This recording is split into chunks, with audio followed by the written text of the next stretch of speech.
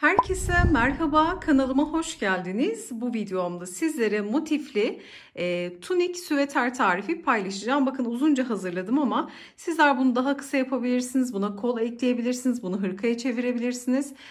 Bu süveterin özelliği, motifleri hazırladıktan sonra hiç iplik kopartmadan, bakın hiç iplik kopartmadan çalışmamızı bir bütün haline getirmiş olacağız. Hemen şöyle modeli yakından sizlere göstermek istiyorum. Yonca motifi çalıştık bakın. Gerçekten çok güzel, zarif bir motif, böyle boyutlu bir motif.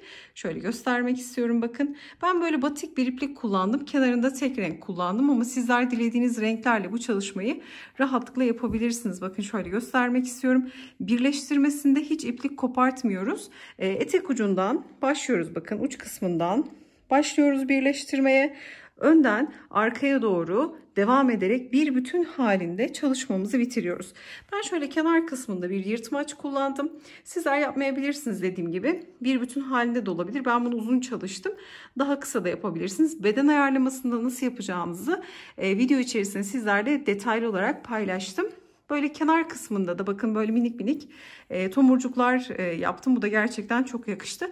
Ama illaki böyle olmak zorunda değil. Daha farklı örgü modelleri de uygulayabilirsiniz. Şöyle yakayı da göstereceğim.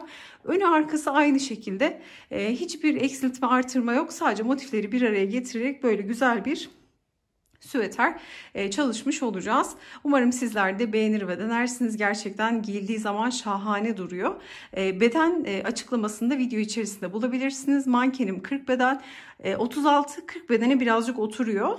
Ama sizler bedeni daha büyütmek isterseniz nasıl yapacağınızı da video içerisinde paylaşıyorum. Detaylı tarifimize geçmeden önce de sizlerden küçük de bir ricada bulunmak istiyorum. Kanalımıza ücretsiz abone olabilir, videoyu beğenir ve yorumlarınızı eksik etmezseniz gerçekten çok mutlu olurum. Tarifimize geçelim. Örgüm için elimdeki ihraç fazlası ipleri kullandım. Burada batikli bir iplik kullandım ve dış kısmındaysa bakın düz koton bir iplik kullandım. Bu batik ipliğim akrilik bir iplikti. Bu iki ipi bir araya getirdim. Kalınlıkları birbirine yakın olduğu için ikisini bir arada kullandım ama sizler dilediğiniz ipleri bu projede kullanabilirsiniz. İnceliği, kalınlığı, içeriği hiç fark etmez. Şimdi burada kullanacağım tığ numaram 3 milim. Sizler kendi ipinizin inceliğine, kalınlığına göre, örmenizin sıklığına, gevşekliğine göre kendi tığ numaranızı belirleyebilirsiniz. Burada işe olarak sihirli halka ile başlangıç yapıyoruz. Aramızda yeni başlayanlar varsa sihirli halka nasıl yapılır daha önceden detaylı bir video paylaşmıştım sizlerle. Videonun açıklama kısmına linkini eklerim, oradan tıklayarak ulaşabilirsiniz. Şimdi sihirli halkayı oluştururken burada bir zincir çekiyoruz. Şimdi bu bir zinciri 2, 3'e tamamlıyoruz ve bu 3 zinciri de bir ikili trabzan kabul edeceğiz. Tığımıza doluyorum. Halkamızın içerisine batarak ilmek çıkardım. 3 ilmek var. Doluyorum. İkisini birlikte. Tekrar doladım. İkisini birlikte örerek ikili trabzan hazırlıyorum. Tekrar tığıma doluyorum. Halkama batarak bir ikili trabzan daha örüyorum. Baştaki zincirle beraber 3 tane trabzanı bu şekilde oluşturmuş olduk. Şimdi köşe için 2 zincir. Tığıma doluyorum ve halkamın içerisine 3 tane ikili trabzan örüyorum. 1, 2 ve 3. Tekrar 2 zincir. Ve şimdi üçlü trabzan gruplarından 4 adet hazırlıyoruz. 1, 2, 3. Tekrar 2 zincir ve son trabzan grubunu yapıyorum. Bu aşamada eğer çok hızlı ördüğümü düşünüyorsanız videoyu yavaşlatabilir ya da tam tersi hızlandırarak da seyredebilirsiniz. Batik iple çalışacağım. Şimdi burada kullandığım ipliği kullanıyorum. Daha önceden tek renkli koton bir iple de bu modeli sizlere tarif etmiştim ayrı bir videoda. İsterseniz anlaşılmaz olursa bu iplikle tek renkli olan tarifin linkini de sizlerle paylaşırım. Şimdi kısa ipi çekebildiğim noktaya kadar çekerek bu orta kısmı toparlıyorum. Şimdi burada bitiş yapacağız. Üçlü trabzanı ördükten sonra, son grubu ördükten sonra bakın 1, 2, 3 tane 2 zincirlik boşluğumuz var. Dördüncüyü de bitirirken yapıyoruz. Nasıl yapıyoruz? 2 zincirle yapmıyoruz. Tığımızla doladık. Baştaki 1, 2, 3. zincirin içerisine batıyoruz. Kısa ipi gizleyerek örmek istediğimiz için tığ üzerinde tutarak bu noktadan ilmek çıkardık. Bakın 3 ilmeğimiz var. Doluyorum. Üçünü tek seferde toplayarak burada tekli trabzanla 4. zincirli boşluğumuzu oluşturmuş oluyoruz. Şimdi 1, 2, 3 zincirle yukarı çıkıyoruz. Yine buradaki 3 zincirde bir trabzan kabul ediyoruz. Şimdi tığıma doluyorum ve burada tekli trabzanla oluşturduğum 2 zincirlik boşluğun içerisine geliyorum. Bir tane ikili trabzan örüyorum. Tığıma doluyorum. Buradaki 3 zinciri bir trabzan kabul etmiştik. Bakın 3. zincire tekrar batıyorum. İlmek çıkardım. Buraya da yine bir ikili trabzan. Tığıma doluyorum ve sıradaki gelen ikili trabzanın hemen tepesine batıyorum. İkili trabzan ve bu arada kısa ipi de gizliyoruz bakın. Tığıma doluyorum. Bir sonraki gelen trabzanın tepesine batıp tekrar ikili trabzan örüyorum. Tığıma doladım. Şimdi geldik 2 zincire. 2 zincire geldiğimizde her zaman 2 tane ikili trabzan, köşe olduğu için 2 zincir, tığıma doluyorum ve tekrar aynı boşluğun içerisine 2 tane ikili trabzan örüyorum. Şimdi burada bakın 3 tane trabzanımız vardı. Şimdi 2, 4, 6, 7'ye çıkmış olacak sayımız. 2 zincirden sonra tekrar 7 trabzan öreceğiz. 2 tanesini ördük. Şimdi 3 tane olan trabzanın üzerine her birine bir tane ikili trabzan örerek ilerliyoruz. Şimdi şöyle gösterelim. Bakın 3 trabzanın üzerine de sırasıyla trabzan ördük. Tığıma doluyorum. 2 zincire geldiğimde yine 2 tane trabzanımı oluşturuyorum. Bu şekilde 7 trabzanı çıkarıyoruz. 2 zincir, tekrar 7 trabzan, 2 zincir, 7 trabzanla hemen sıra bitişini yapalım. Sıramızın sonuna geldik. Buradaki 3 trabzanın üzerine sırasıyla trabzan ördükten sonra tığıma doluyorum ve tekli trabzanla oluşturduğum boşluğumun içerisine gelip bakın son nokta burası. 2 tane trabzanı örüyorum. Sonra bir alt sırada yaptığım aynı bitiş işlemini tekrar ediyorum. Tığıma doluyorum ve bakın 2 zincirle bitmiyorum. Tığıma doladıktan sonra 1, 2, 3. zincirin içerisine battım. İlmek çıkardım. 3 ilmek var. Doluyorum. Üçünü tek seferde toplayarak tekli trabzanla sırayı bitirmiş oluyorum. Şimdi bir sıra daha ikili trabzan öreceğiz. Yine 3 zincirle yukarı çıkıyorum. Yine 3 zinciri bir trabzan kabul ettim. Ve hemen oluşturduğum boşluğun içerisine bir tane ikili trabzan örüyorum. Zincirle beraber 2 tane örmüş olduk. Tığıma doluyorum. Zinciri trabzan kabul ettiğim için yine 3. zincirin içerisine batarak başlıyorum. Her bir trabzanın tepesine bir tane trabzan örüyorum. Sıradaki gelen trabzanın tepesine batıyorum. Şimdi bu sırada 7 tane olan ikili trabzanımız 11 tane olmuş olacak. Hemen şöyle sayarak da kontrol edelim. Her bir trabzana bir tane trabzan. Tığıma doluyorum ve 2 zincire geldiğimde 2 tane ikili trabzan, 2 zincir, köşe olduğu için aynı boşluğa tekrar 2 tane trabzan örüp sonra diğerlerine de sırayla bir tane trabzan örüp yine köşede aynı işlemi tekrar etmiş olacağız. Bakın 2, 4, 6, 8, 10, 11 trabzanı çıktı. 3'tü, 7 oldu ikinci sırada. 3. sırada 11 tane oldu. Şimdi bu şekilde sırayı tamamlıyoruz. Sıramızın sonuna geldik. Buradaki son boşluğumuza geliyoruz. Köşe 2 zincirlik boşluğumuza ve hemen 2 tane ikili trabzanı örüyoruz. Şimdi 3 sırayı bu şekilde ördükten sonra şimdi artık şu bakın yapraklı olan yonca şeklini verdiğimiz sıraya geldik. Şimdi burada bu sırayı yapacağımız için bitişi 2 zincirle yapıyoruz. 2 zinciri çektikten sonra baştaki 1, 2 yine 3. zincirin içerisine batıp önce bir tane sık iğne örüyorum. Bakın 2 zincirden sonra sık iğne. Şimdi bu noktada bir tane trabzanı atlıyorum. Bir trabzan atladım. Sıradaki gelen trabzanın ön kanadına batıyorum bakın. Normalde 2 çizgi var. Dıştaki kanadı burası. Öndeki kanadı burası. Biz şimdi ön kanatları kullanacağız. Tığıma doluyorum. Bakın 3 zincire sık iğne yaptıktan sonra sıradaki bir trabzanı atladım. Bir diğer trabzanın ön kanadına battım. İlmek çıkardım. 3 ilmek var. Doluyorum. Üçünü tek seferde toplayarak tekli trabzan ördüm. Tığıma doluyorum. Aynı boşluğa geliyorum. Bakın yine aynı noktaya batıyorum. İlmek çıkardım. 3 ilmek var. Şimdi ikili trabzan. 2 şekilde çekiyorum. Tığıma doluyorum ve yine aynı boşluğa batarak bir ikili trabzan daha örüyorum. Tığıma doladım. Sıradaki gelen trabzanın yine ön kanadına batıyorum. 2 tane ikili trabzan. 1, doladım.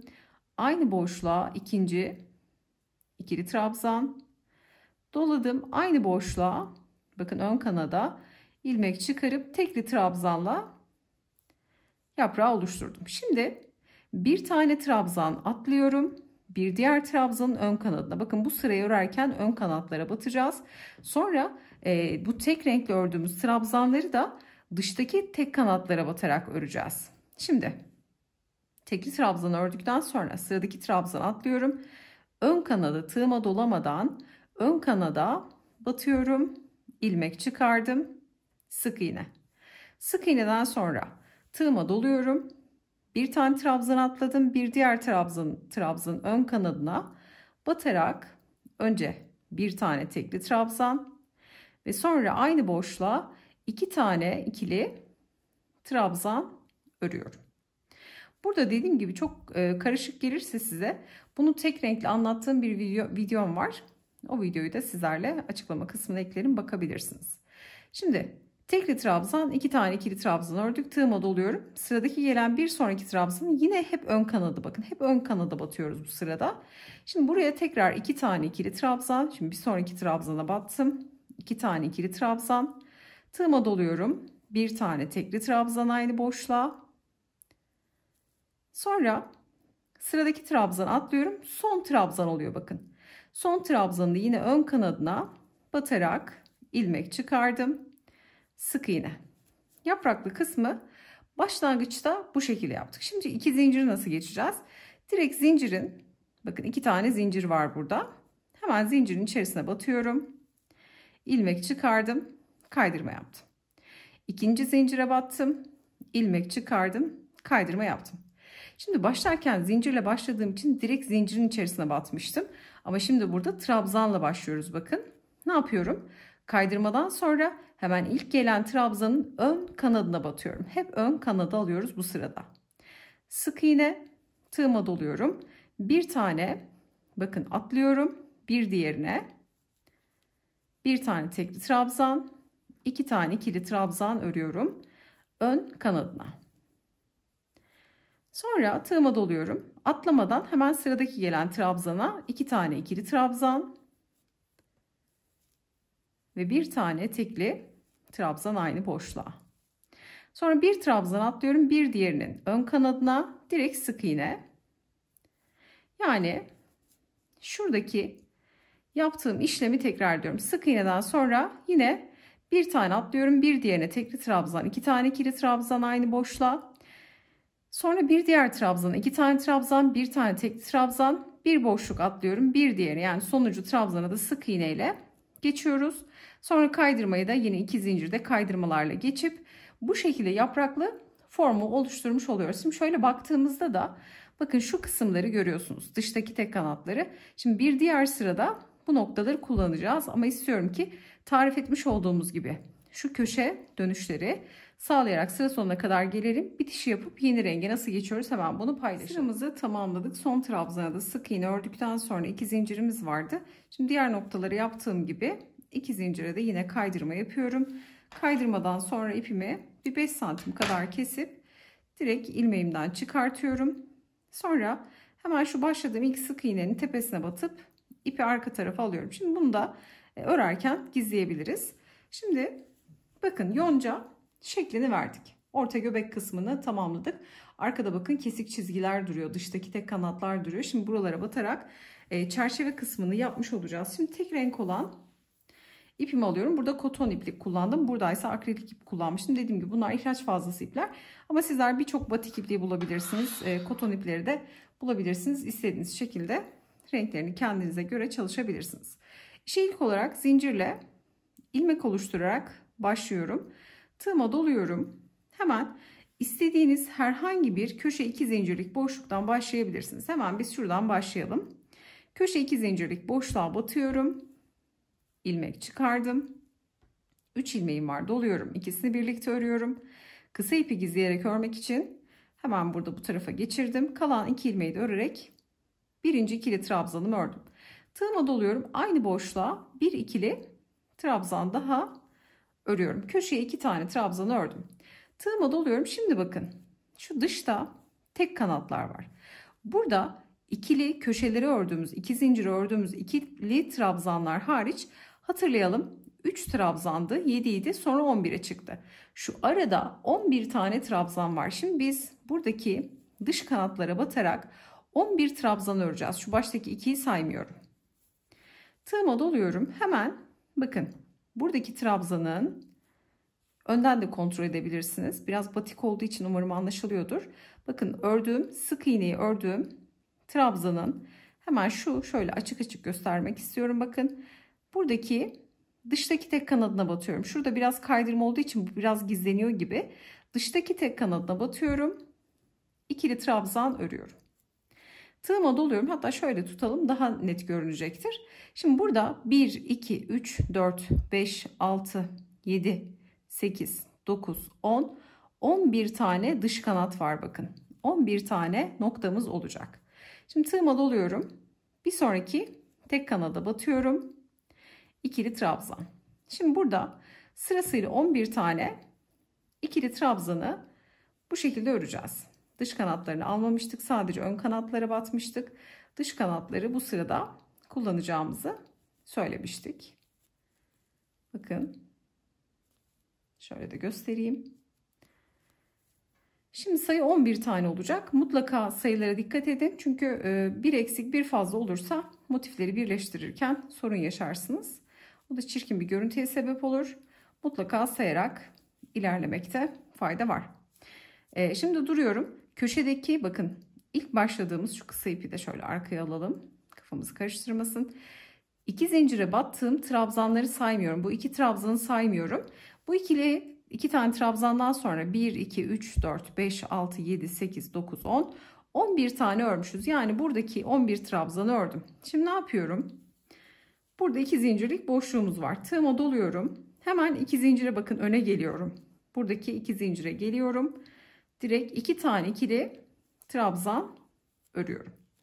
Köşe olduğu için 2 zincir. Tığıma doluyorum. Aynı boşluğa gelip yine 2 tane trabzan. Şimdi burada yaptığım işlemi tekrar ediyorum. Bakın ilk trabzanım burası. Tığıma doluyorum. Hemen bu ilk trabzanın sık iğne ördüğüm noktanın dıştaki tek kanadına batıyorum. Başlarken biraz kafanız karışabilir ilk noktada. Sayarak ilerlerseniz gözünüzde aşina olacak. Sonrasında çok rahatlıkla ilerleyeceksiniz. Şimdi tekrar 11 tane trabzan örüyoruz. Köşeye geldiğimizde de 2 trabzan, 2 zincir, 2 trabzan yapıyoruz. Bakın yaptığımız tek işlem bu. Dıştaki tek kanatları alarak birinci sırayı şimdi tarif etmiş olduğumuz gibi tamamlayalım. Bitiş ve başlangıca kadar gelelim. Sıramızın sonuna geldim. Bakın her defasında saydım arkadaki trabzanları 11 tane oldu mu diye. Sonra köşeler zaten hep aynı. 2 trabzan, 2 zincir, 2 trabzan. Şimdi sıra sonuna geldim. Hemen 11 trabzan ördükten sonra ilk başladığım boşluğa geliyorum. Ve hemen kalan 2 tane ikili trabzanı örerek sırayı tamamlıyorum. Şimdi 3 sıra buradaki krem rengimle öreceğim için hep aynı bitiş ve başlangıçları yapacağız. Tığıma doluyorum ve baştaki ilk trabzanın tepesine batıp ilmek çıkardım. 3 ilmeğim var, doluyorum. 3'ünü tek seferde topluyorum. Yani şuradaki yaptığımız 3 sıranın birebir aynısı. Şimdi 3 zincirle yine yukarı çıkıyorum. Gelen boşluğumuza hemen bir tane ikili trabzan, zincirle beraber 2 trabzan oluyor. Hemen ilk trabzanın tepesine batıyorum. Şimdi sırayla her bir trabzanın tepesine ikili trabzan örerek köşelerde de 2 trabzan, 2 zincir, 2 trabzan örerek aynı bitiş ve başlangıcı uygulayarak sıra sonuna kadar geleceğim. Yani burada 3 sıra örmüş olacağız. Şöyle göstermek istiyorum. Bakın 3 sıra aynı şekilde örüyoruz. Her bir trabzanın tepesine trabzan örerek şöyle yakından da göstermek istiyorum. Bakın bu şekilde 3 sırayı tamamlayalım. Şimdi bütün motifleri 3 sıra ördükten sonra ipimi kopartıp arkada gizliyorum. Temiz çalışmakta fayda var. Ki sonradan tek tek motifleri temizlemesi bizim için zor olacak. Burada bütün motifleri bu şekilde bitirdikten sonra burada en son öreceğim motifte kaç tane yapacaksanız sizler bedeninize göre motif sayısı değişebilir. Şimdi ben burada şöyle hemen sayı söyleyeceğim sizlere. 2, 4, 6, 8, 10, 12, 14, 16, 18, 20, 22, 24, 25, 26 tane motif kullanacağım bu çalışma için. 26 motif kullanacağım. Tabi bedeni sizler daha büyük daha küçük de yapabilirsiniz. Şimdi bunları nasıl yapacağınızı da göstereceğim. Ama öncelikle motifi bitirelim. Şimdi önüme zaten motiflerimi aldım. Şimdi dizilimi de sizlere göstereceğim. 3 sırayı tamamlayalım. 4. sırayı öreceğiz. Son motifte yapacağız. Son motifte 4. sıraya nasıl ekliyorum ve diğer motifleri örerken nasıl birleştiriyorum, bunu tarif etmeye geçeceğiz. Sıramızın sonuna geldik. 3 sıra ördükten sonra tığımı yine doluyorum. Baştaki 1, 2, 3. zincirin içerisine battım. İlmek çıkardım. 3 ilmeği tek seferde topladım. Şimdi birleştirmeyi yapacağım, son sırayı yapıyorum. Burada dediğim gibi 26 motif kullandım. Sonuncu motifte ben bu işlemi yaptım. Sonra hemen birleştirmeye geçeceğiz ama birleştirmeden önce hemen motif dizilimini de göstereceğim. Şimdi son sırayı nasıl yapıyoruz bunu gösterelim. Şimdi 1, 2, 3 zincirle yukarı çıkıyorum. Hemen ilk boşluğa bir tane ikili trabzan, tığıma doluyorum. Baştaki bakın 3 zincir, bir trabzan kabul etmiştik. 3 zincir ve sıradaki trabzan atlıyorum. Yani 1, 2 boşluk atlıyorum. 3. boşluğa 3 tane ikili trabzan örüyorum. 1, 2, 3. Tığıma doluyorum. Yine 1, 2 trabzan atlıyorum. Üçüncüye 3 tane ikili trabzan örüyorum. Hemen şöyle bu kenarı ve dönüşü sizlerle paylaşalım. Tığıma doluyorum. 1, 2 boşluk atladım. Üçüncüye 3 tane ikili trabzan örüyorum. Şimdi bu şekilde sıra sonuna kadar gelelim. Yani şu 2 zincirlik boşluğa kadar gelelim. Sonuna yaklaştım. Bakın 2 zincirlik boşluğa geldim. Şimdi böyle üçlü gruplar örüyorum. Birleştirirken hem bedeni büyütmek için bu işlemi yaptım ama sizler isterseniz direkt 3 sırada da bitirebilirsiniz. Hatta bu aşamada şöyle 3 sıralı olarak ördüğümüzde motifimizin santim olarak ölçüsünü hemen bunu verelim. Tabii ölçüler elden ele göre değişebilir. 12 santim. Bakın bu iplerle çalıştığımda tığ numarama göre 12 santim ölçüsünü elde ettim. Bazen aynı ipi aynı tığ numarayı kullansak dahi verdiğim ölçüler sizin ölçünüzden belki biraz az, belki biraz fazla olabilir. Bu da örme sıklığımız ve gevşekliğimizden kaynaklı olarak değişecektir. Bedeni büyütmek isterseniz ya da küçültmek isterseniz motif sıra sayısını burada 3 değil de 2 yaparsınız. Daha büyük yapmak isterseniz 3 değil 4, 5 istediğiniz kadar hep aynı mantıkla büyütebilirsiniz. Orta göbek kısmını yaptıktan sonra çerçeve dediğimiz tek renkli ördüğüm noktaları dilediğiniz sıra boyunca büyütebilirsiniz. Motifi kaç santim istiyorsanız. Şimdi burada gelelim. Bakın 2 zincire 2 trabzan. Trabzanlı noktaları hep üçlü gruplar ördük. Tığıma doluyorum. Sonda kaldı 2 tane trabzan bakın. Hemen 2 zincire geliyorum. 2 tane ikili trabzan. Köşe için 2 zincir. Tığıma doluyorum. Aynı boşluğa 2 tane ikili trabzanımı örüyorum. Tığıma doluyorum. Sonra yine aynı işlem. Bakın 2 zinciri ördükten sonra köşeyi oluşturduktan sonra 1, 2 trabzan atlıyorum. Üçüncüye 3 tane ikili trabzan grubu örüyorum. Tığıma doluyorum. Yine 1, 2 atlayıp üçüncüye 3 tane trabzan grubu örerek bakın bu sonuncu motifim. Burada ne yapacağım? Bir kenara ördüm. İkinci kenara öreceğim. Üçüncü kenar örüp burada duracağım artık. Sonra diğerlerini yerleştirerek, diğer motifleri dahil ederek hiç iplik kopartmadan örgümü tamamlamış olacağım. Şimdi motif dizilimi nasıl yaptım? Hemen bunu sizlere göstermek istiyorum. Bakın şöyle motif dizilimini sizlere göstermek istiyorum. 3 sıra yapacağım gövde için. Yaka açıklığı için bir motif bıraktım. Bakın omuz kısmına da motifi 2'ye katlayarak yerleştirdim. Şimdi motifleri birleştirmeye geçeceğiz. Burada bakın şu yaptığım 4. sıra işlemle beraber beden bir tık daha büyümüş olacak. Ama sizler yapmak isterseniz burada önleri dörtlü de yapabilirsiniz. Bakın ben üçlü yaptım. Sizler önleri dörtlü, beşli yapabilirsiniz. 2 sağda 2 solda, ortada yine bir tane yaka açıklığı bırakabilirsiniz. Ya da kendinize göre ayarlamalar da yapabilirsiniz. Yani motifler istediğiniz gibi oynayarak dilediğiniz gibi beden ayarlaması yapabilirsiniz. Bakın omuzlara birer tane bıraktım. Gövde için 3 motif, yaka açıklığı içinde bir motif boşluğu bırakmış oldum. Bu şekilde olacak. Kol içinde bakın ön ve arkada bir motif, omuzda bir motif, 3 motiflik böyle kol açıklığımız olacak. Sonra şu kısma kadar birleşecek bir tane motif yırtmaç bırakmayı planlıyorum. Tabi ördüğümde daha net şekillenmiş olacak. Şimdi bakın ilk buradaki hemen şu uçtaki motifi, yani son ördüğümüz motifi 1, 2, 3 sıra tarif etmiş olduğumuz gibi ördüm sizlere. Şimdi bundan sonraki motifleri örerken hem bu yaptığımız son sıra işlemini yapacağız hem de birleştirme işlemi yapacağız. Bakın buradan başlayacağız, birleştireceğiz.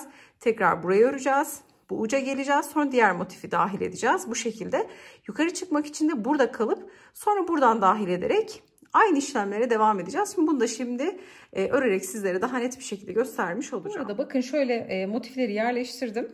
Bakın eğer hiç benim gibi 4. sırayı örmezseniz direkt sık iğneyle birleştirebilirsiniz. Etamin iğnesiyle dikebilirsiniz. Motif birleştirmenin birçok farklı yöntemi var biliyorsunuz.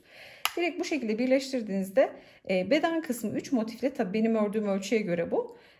Şöyle bir tık daha yaklaştıralım. 38 santim oluyor. Bedeninize göre sizler giydiğiniz bir kıyafetinizi düz bir zemine koyduktan sonra santim olarak ölçümleyin. Kaç tane motif alıyor bedeninize göre? Motif sayısını da sırasında ona göre belirleyebilirsiniz. Yani kaç santim yapıyor bir motifiniz ve bedeninize göre kaç motif yerleşiyor? Buna göre de şekillendirebilirsiniz. Bu bilgiyi de vermiş olayım. Şimdi burada bakın hemen şöyle 3 sırayı ördük. Başladık. Birinci kenar, ikinci kenar, üçüncü kenar ördük. Şimdi sıradaki motifi birleştireceğiz. Hemen şöyle göstermek istiyorum. 2 zinciri 2 tane trabzanımızı ördük. Şimdi sıradaki motifi alıyorum. Burada bir tane zincir çekip tığıma doluyorum. Hemen bir diğer motifi aldım. Hep düz kısmından bakın. Köşe herhangi bir 2 zincirlik boşluğundan başlayabilirsiniz. Hemen buraya 2 tane ikili trabzan örüyorum. Sonra şöyle çeviriyorum. Bakın burayı birleştireceğiz. Bu kenarı buraya birleştireceğiz. 2 tane trabzan ördükten sonra hemen şu aradaki geniş boşluğuna bakın. Şöyle göstereceğim. Geniş boşluğuna hiç ilmeği çıkartmadan direkt batıyorum. Bir tane sık iğne örüyorum. Sonra tığıma doluyorum. Yine motife dönerek bakın aynı işlemleri yapacağım. 1-2 tane atlıyorum. Üçüncüye 3 tane ikili trabzan örüyorum. 1, 2 ve 3. Şöyle göstereceğim. Bakın. Sonra hemen üçlü grubu geçiyorum. Buraya 3 tane bakın karşılıklı ördük. Şöyle birazcık da yaklaştırmak istiyorum daha net anlaşılsın. 3 tane trabzanı bakın şöyle karşılıklı ördüm. Hemen bir diğer ara boşluğa, hep şu ara boşlukları kullanacağız ilk ördüğümüz motifte. Şimdi burada üçlü trabzan grubunu geçip hemen şöyle bakın önce tersinden batıyorum. Bakın direkt battım. Sık iğne ile buraya bağladım. Bağladıktan sonra tığıma doluyorum. Hemen 1-2 boşluk atlıyorum. Üçüncüye yine 3 tane ikili trabzan grubunu örüyorum. Sonra bakın buradaki üçlü grubu geçip şu araya batacağım. İlmek çıkartmadan yapıyorum. Direkt önce bakın tersten batıyorum bu şekilde. Direkt sık iğne ile buraya tutturdum. Sık iğneden sonra tığıma doluyorum. Motife dönüp 1-2 boşluk bırakıp 3. boşluğa 3 tane ikili trabzan örüyorum. Şimdi istiyorum ki bu kısmı kesmeden şöyle göstereyim. Bakın 3 trabzanı ördükten sonra hemen üçlü trabzan grubunu geçip ara boşluğa bakın bu şekilde batıyorum. Sık iğne. Tığıma doluyorum. Hemen motifime dönüp 1-2 3. boşluğa battım. 3 tane ikili trabzan örüyorum.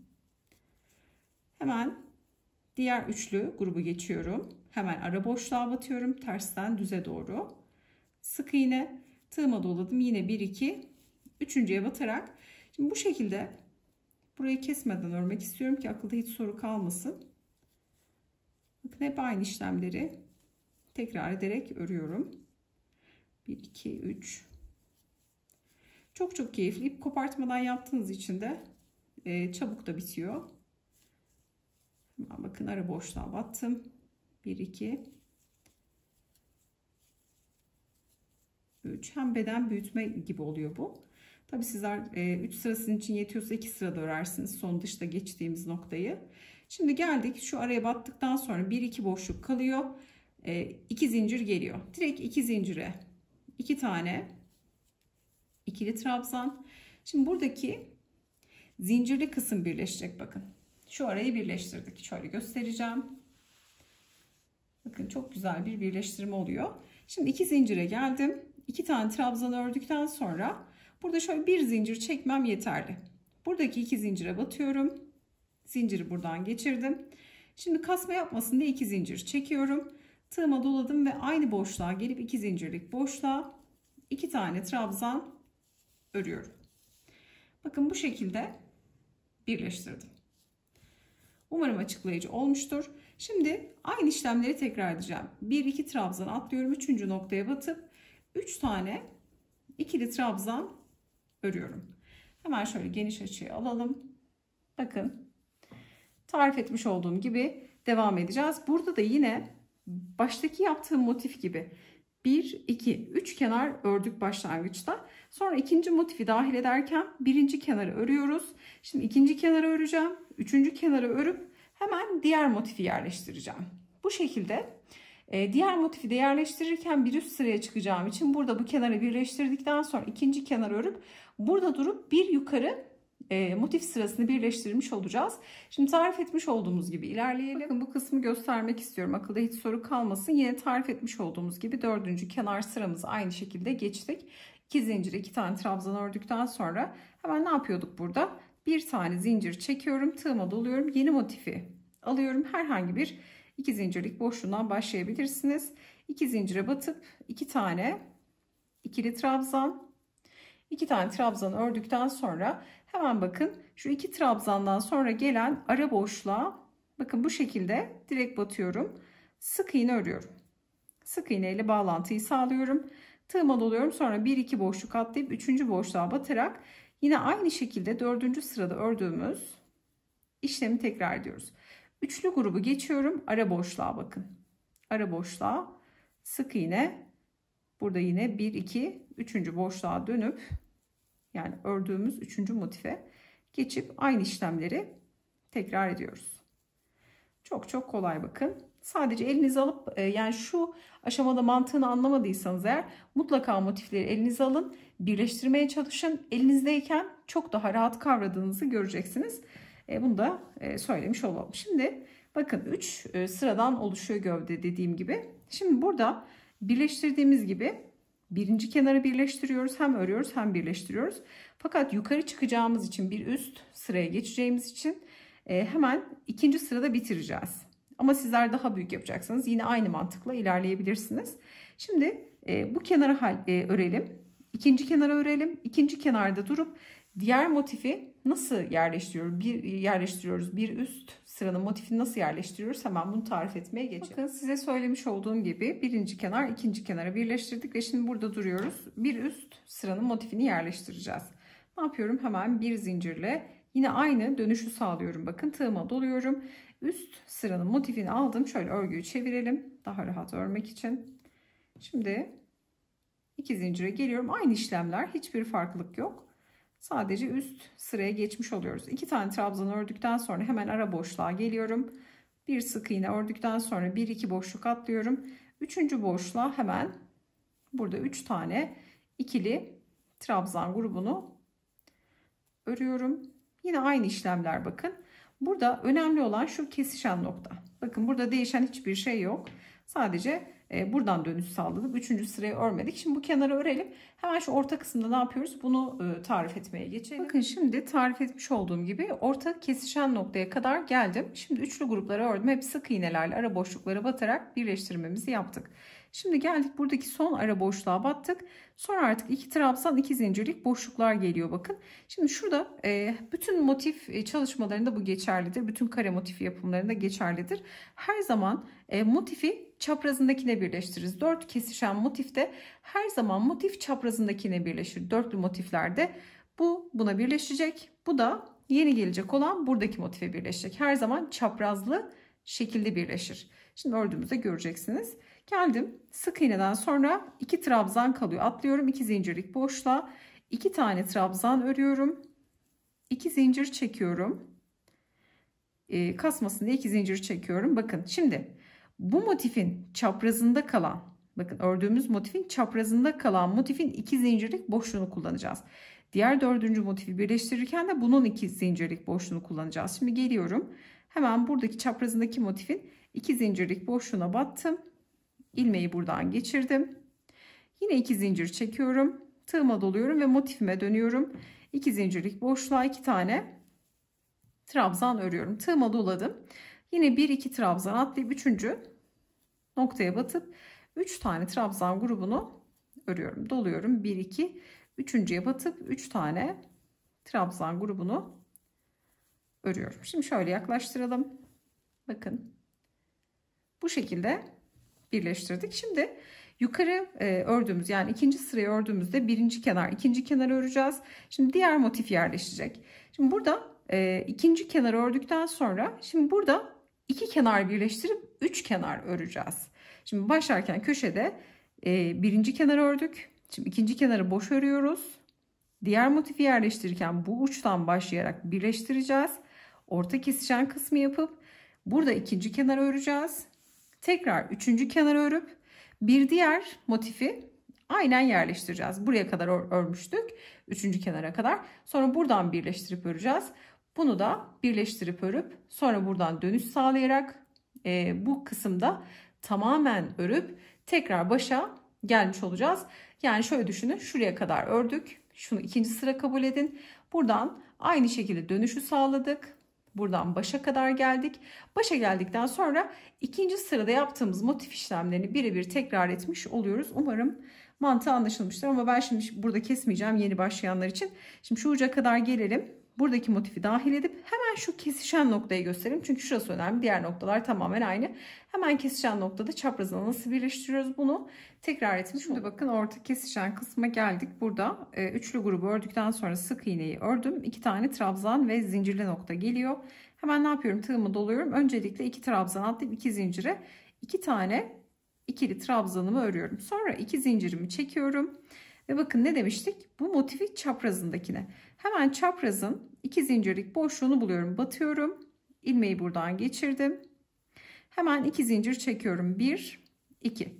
Tığıma doluyorum ve motifime dönüyorum. 2 zincire gelip 2 tane ikili trabzan örüyorum.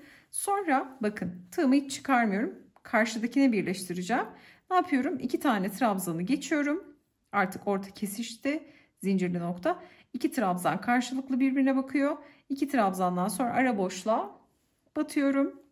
Direkt sık iğne örüyorum. Tığıma doladım. Yine 1 2 boşluk atlayıp üçüncüye 3 tane ikili trabzan grubunu örüyorum. Sonra hemen üçlü grubu geçip ara boşluğa batıp sık iğne şeklinde örgüme devam ediyorum. Şimdi şöyle orta kısmı bir görelim. Bakın orta birleşen kısım bu şekilde görünüyor. Çok çok pratik.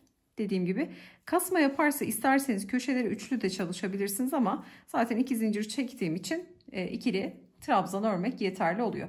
Kesişen noktada bu şekilde. Şimdi ne yapacağız? Artık orta kesişen kısmı da gördük. Bir kez daha tekrar etmek istiyorum. Bundan sonra bakın bu kenarı birleştirdik.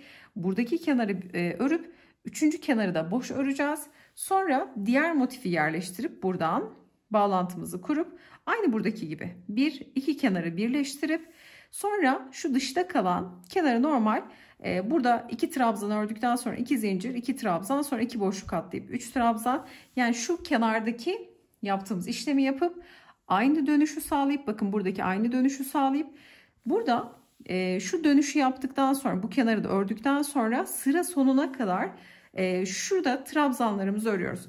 Burada şu akla takılabilir. Şu kesişen noktada trabzanları nasıl geçiyoruz bunu göstereyim. Yani bir sıra şimdi tamamen kenar öreceğiz. Şimdi ikinci sıra motifi de yerleştirelim.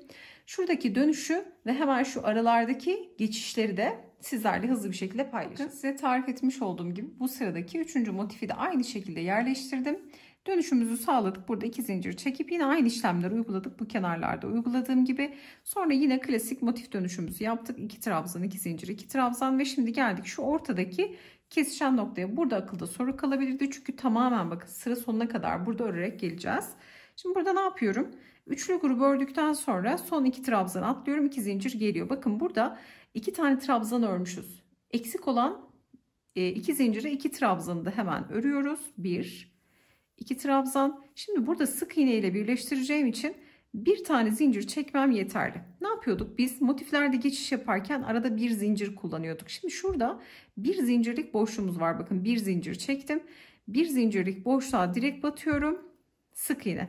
Bu sık iğne ile beraber zaten geniş bir boşluk oluşuyor. Yani 2 zincir boşluğu kadar bir boşluk oluşuyor. Aşırı da kasma yaparsa sizler direkt 2 zincir çekip de sık iğne de örebilirsiniz. Bakın ara bir zincirlik boşluğa sık iğne ördükten sonra tekrar bir zincir, tığıma doluyorum ve hemen diğer motife geçiyorum. 2 zincirlik boşlukta 2 trabzan zaten var. Hemen kalan 2 tane trabzanı da örüyorum. Sonra tığıma doluyorum. Motifi aynen örmeye devam ediyorum. 1-2 tane atlıyorum. Üçüncüye 3 tane ikili trabzan örerek ilerliyorum. Bakın akılda hiç soru kalmasın diye her noktayı sizlerle detaylı olarak paylaşmaya çalıştım. Umarım açıklayıcı olmuştur. Arada şöyle kasarsa mutlaka el ütüsü yapın. Çünkü örgü açılacaktır. Hafif de bir buhar verdiğinizde de açılacaktır. Çok fazla zincir çekerseniz çok delik delik gevşek gevşek de olabilir. Buna da dikkat etmekte fayda var. Şimdi sıra sonuna kadar geleceğiz. Sıra sonuna geldikten sonra buradaki aynı işlemleri yapıp bu uca geldikten sonra diğer motifi, sonra bir diğer motifi yerleştirerek motif birleştirme mantığı bu şekilde. Şimdi şablonun zaten motifleri de nasıl yerleştirdiğimi göstermiştim. Önde 3 tane var. Yaka kısmına geldiğimde de ne yapacağım? Omuz kısmına bir tane, bu arayı boş geçip bu kısımları bakın şöyle hemen ikiye katlayarak arka tarafa geçip diğer motifleri de öndeki gibi yerleştirmiş olacağım. Şu yaka açıklığını verecek bana. Şimdi istiyorum ki başlangıçta sizinle ölçüyü paylaşmıştım. Tabi buhar vereceğiz.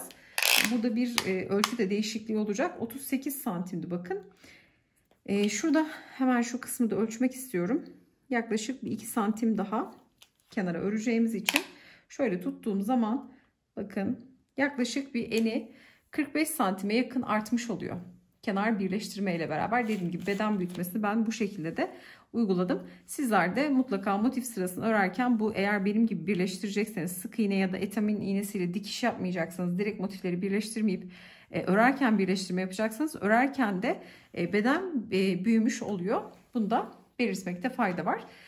Şimdi tarif etmiş olduğumuz gibi artık örgümüzü birleştirelim. En son halinde artık sizlerle paylaşarak projemizi tamamlamış olalım. Bu arada şunu da söylemek istiyorum. Örneğin bununla bir battaniye yapmak istiyorsunuz bu motiflerle.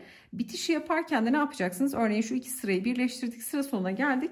Burada bu ucu yine dönüş sağlayıp, bakın bu kenarda da şurada yaptığımız işlemi burada da uygulayıp, buradan da dönüşü yapıp ilk başladığınız noktada bitişinizi yaparak örneğin bir battaniyeyi de bir bütün halinde bu şekilde bitirebilirsiniz. Zaten mantığını kavradınız. Buradan dönüş yaparak da düz bir parçayı da bir bütün haline getirebilirsiniz başladığımız uç noktaya kadar. Umarım açıklayıcı olmuştur. Şimdi artık projemizi tamamlayalım. Bakın sizlere hemen şu yaka kısmını nasıl yaptığımı göstermek istiyorum. Burada bakın hemen 1, 2, 3, 4 sırayı tarif etmiş olduğum gibi örüp geldim. Şimdi bakın buraya ekledim. Bir tane motife ekledikten sonra ne yapacağız? Yaka açıklığı bırakacağımız için hemen diğer sıraya geçtim. Yani sırt için, yani şurayı ön kabul edersek burası omuzlar olacak. Ne yaptım? Önce bir tane omuzu monte ettim. Bakın buradan başladım. Devam ettim. İkinci kenarı yukarı çıktım. Ortaya motif yerleştirmedim. Burası başımızın geçeceği nokta. Buraya boş bıraktım burayı. Sonra ne yaptım? Burada sıra sonuna kadar geldim. Bir üst sıranın, yani sırt kısmın motifini yerleştirdim.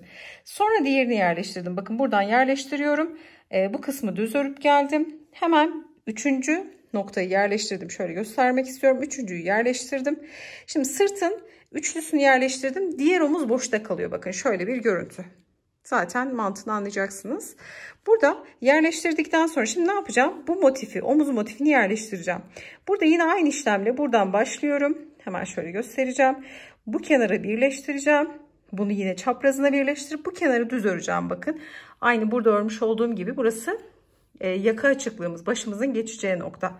Bu kısmı ördükten sonra bunu yine çaprazına birleştireceğim. Buradan geleceğim. Bu kenarı da birleştireceğim. Yani iki kenarı birleştireceğiz. Sonra dönüşü sağlayıp, bakın buradan dönüşümüzü sağlayarak burada yine üçlünün olduğu buradaki uca kadar geleceğiz. Sonra arkası için aynı önde yaptığımız böyle üçlü yerleştirmeye devam edeceğiz. Yaka açıklığını da bu şekilde yerleştiriyoruz. Bakın ortaya bir motif yerleştirmedik. Ne yapıyoruz? Önce birini yerleştirdik. Sonra arkaya üçlü.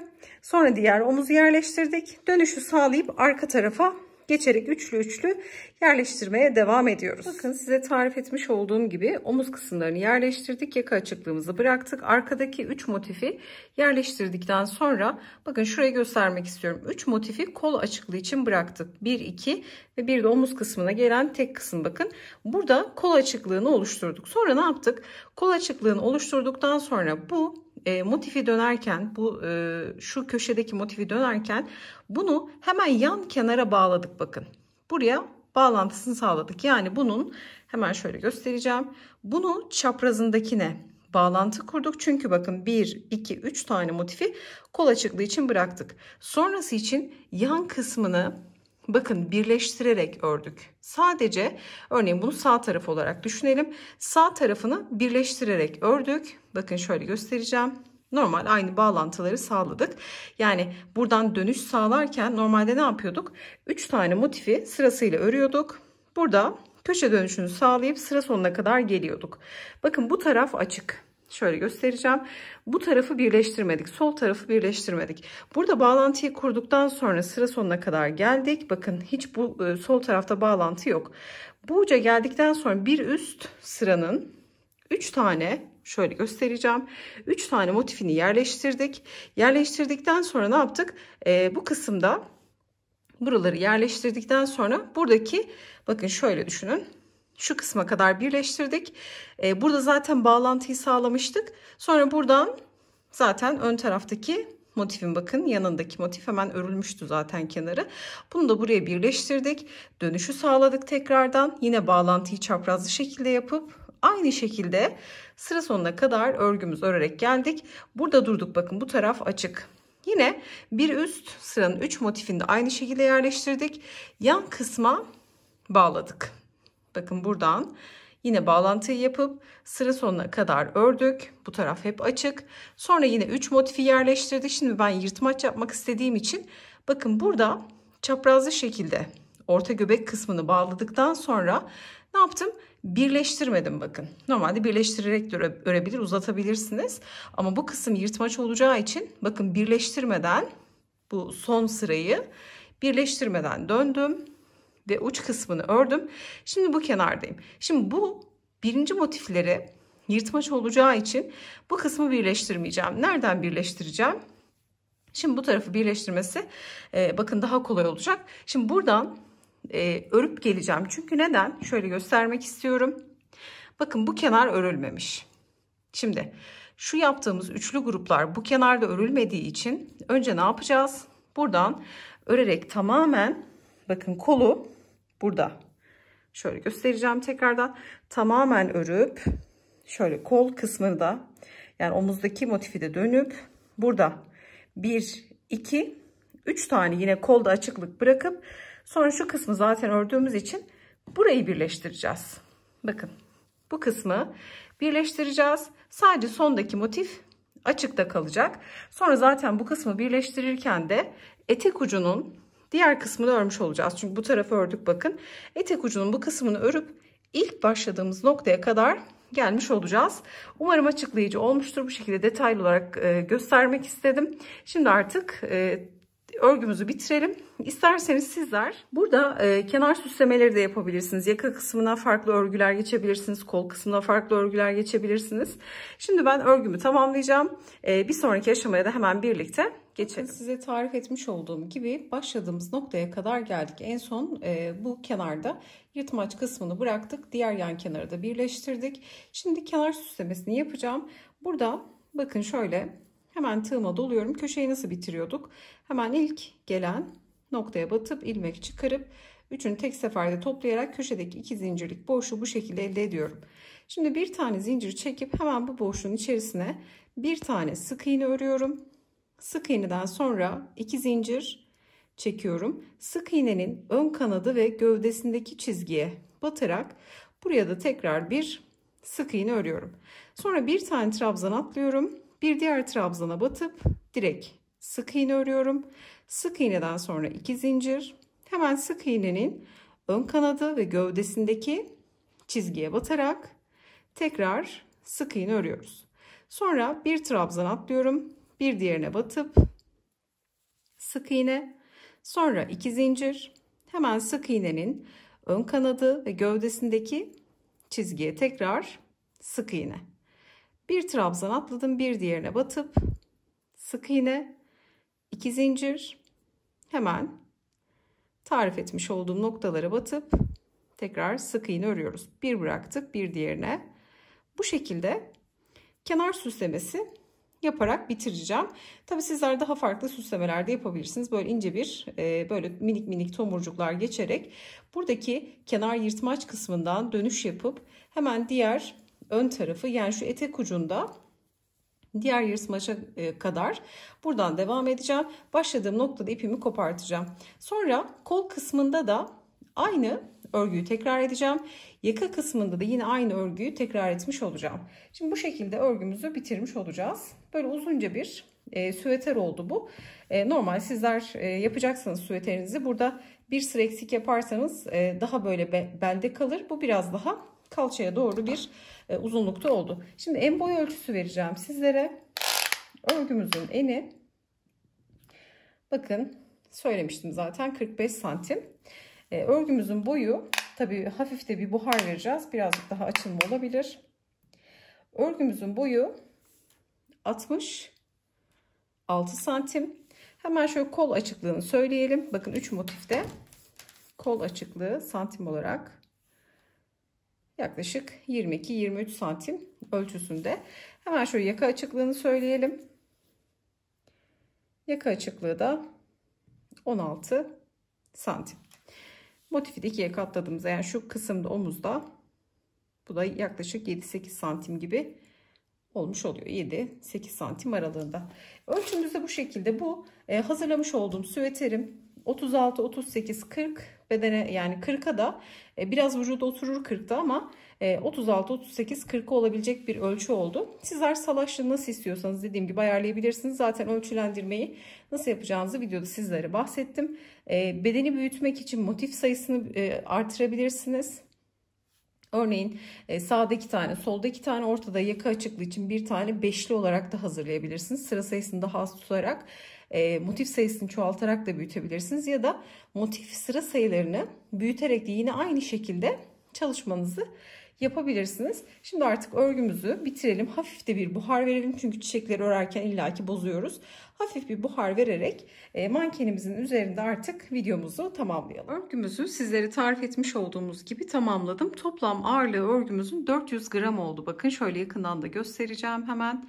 Gerçekten çok güzel bir çalışma oldu. Sizler istediğiniz beden aralığına göre boyunu uzatabilirsiniz, kısaltabilirsiniz. Buna kol da ekleyebilirsiniz. Yine 3 motifi devam ettirerek kol da ekleyebilirsiniz. Bunu hırkaya çevirebilirsiniz. Birçok şekilde tamamlayabilirsiniz. Tarifimiz de bu şekildeydi. Yapacak olanlara kolaylıklar diliyorum. Videomuzu beğenmeyi, yorum bırakmayı, kanalımıza abone olmayı unutmayın. Bir sonraki videoda görüşünceye dek hoşça kalın.